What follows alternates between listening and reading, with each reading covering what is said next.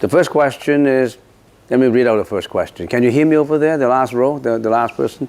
Venerable, thank you for your lecture. Will you make your slides available to lecture attendees?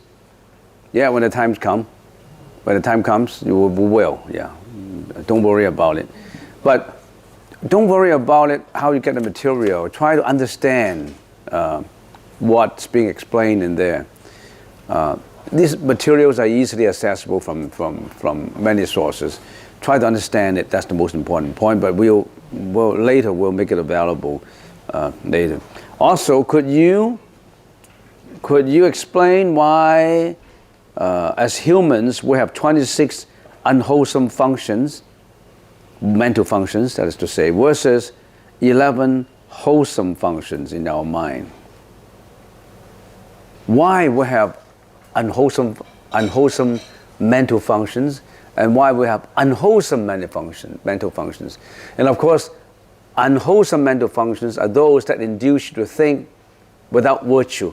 Unwholesome. That means you're angry, you're jealous, you're lazy. Many of these unwholesome mental functions. And at the same time, there are wholesome ones, that is free from greediness, compassion, many unwholesome, wholesome functions. And the Buddha in Vijnanavada school explained these mental functions attaching a number to it. Say 26 unwholesome functions. Why 26 and not 27 or 25 or 31 or 32? Let me tell you. These mental functions, these are what we call defilements, right? Unwholesome mental functions are defilements. Mental defilements, impurities, anger, jealousy, hatred, anxiety, depression, all these. Unwholesome mental functions or defilements, how many numbers are there? Unlimited. Unlimited. Anything that induces you to be angry, or other than anger in your mind, you may have jealousy, hatred, parsimony, so many of these emotional feelings that some of them are so minute that you may not even notice.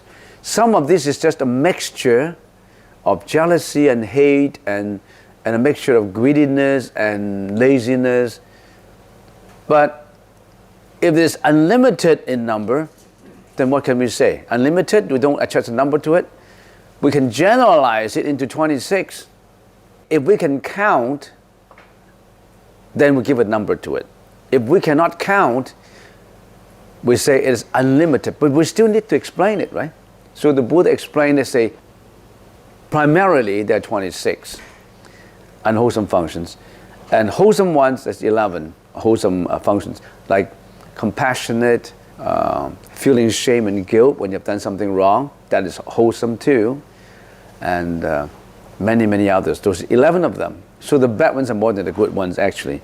So how come unwholesome functions would be activated in the mind? How do they get unwholesome functions and how do they get wholesome functions? It's all causation.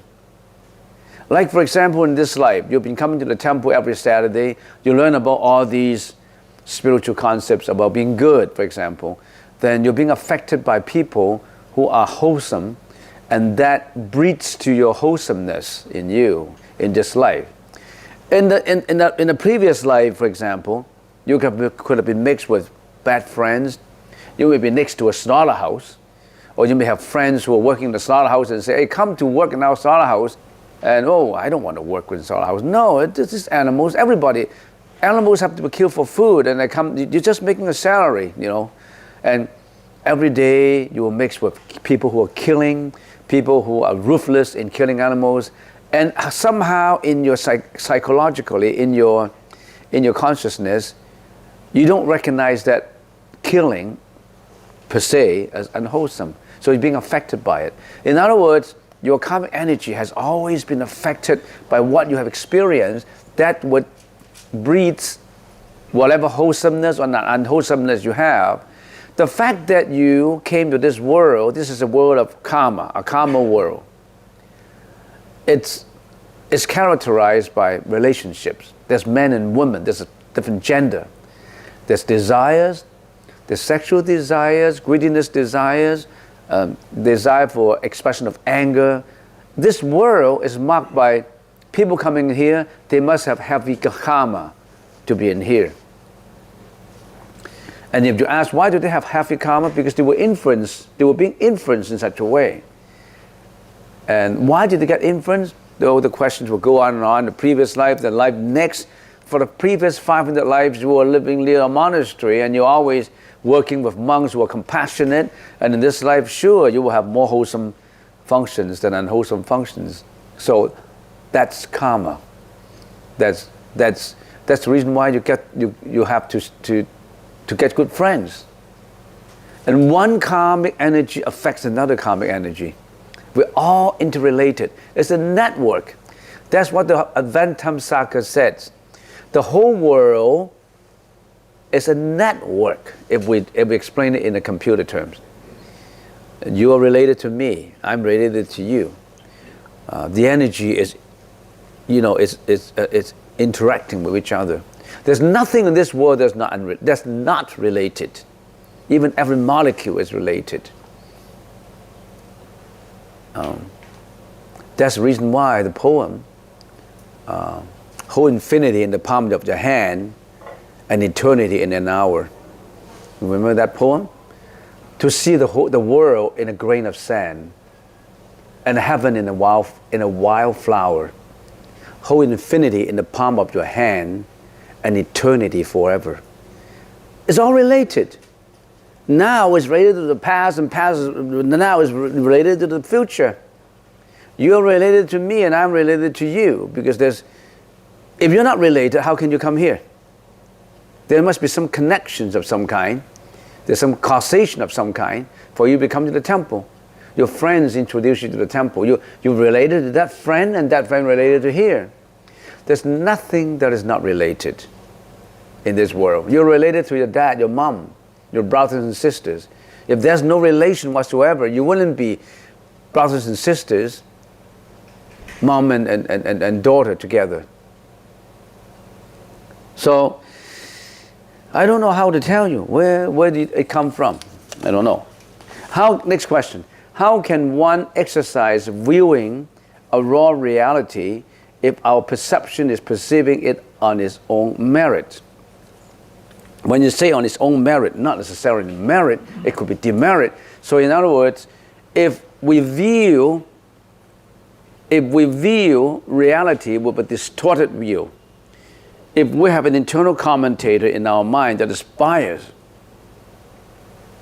then how can we exercise in our viewing? That is exactly what you should learn in meditation. When you view, what do? Let go. Let whatever comes in go out. Say you saw something that induced your greediness to arise. Let that thought of greediness, once it's created, float out. Your eye induce you because of certain object, because of different gender, a man and a woman and all that, induce you to think sexually. You have a sexual desire in you. Let that sexual desire discontinue with the second thought. Let it float out. If somebody yell at you, those words make you angry, make those words float it out from your senses and let it go out. Let whatever comes in float out. If you do that, then the reality, the internal commentator in your mind would not be so biased, because you don't allow the internal commentator to comment on it. You just let it go out. Don't comment on it.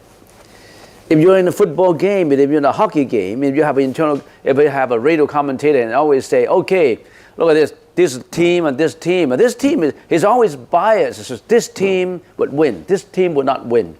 This player is better than the other player. Every commentator on ball games have his own bias. When you actually see the game yourself, it could be different. Because you see everything with a bias, with spectacles that are colored by its own bias. So don't let that bias cover your eyes. So let whatever comes in go out. Let whatever comes in goes out. That means what? That means you recognize what comes in is without reality. It's not real. We always have been habitually thinking that what comes in is real. Your words of insult is real. You make me angry. You destroy my self-esteem. I want to get even with it. I want to strike back.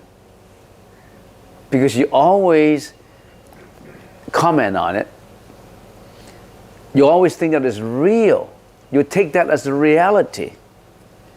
But that reality is without its own nature, is asvabhava, is on causation.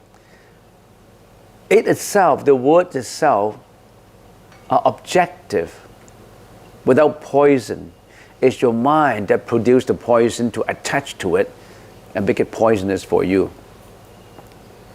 Your wife yelled at you this morning. You didn't feel happy about it. Those words themselves are without reality. Those words are not words of poison. If those words are words of poison, he's already been poisoned to death. If those words from his mouth are poison, it would poison herself already. Those words haven't poisoned her, but they poison you because you take them as poison. It's easy to say, but it's difficult to exercise. It's easy to say all these, but once you finish your lunch and you go out, you're still attached to reality. You're still attached to everything is real. You still hate this person. You still love this person. You still get mad. You still get greedy, depression, anxiety, jealousy, hatred, parsimony,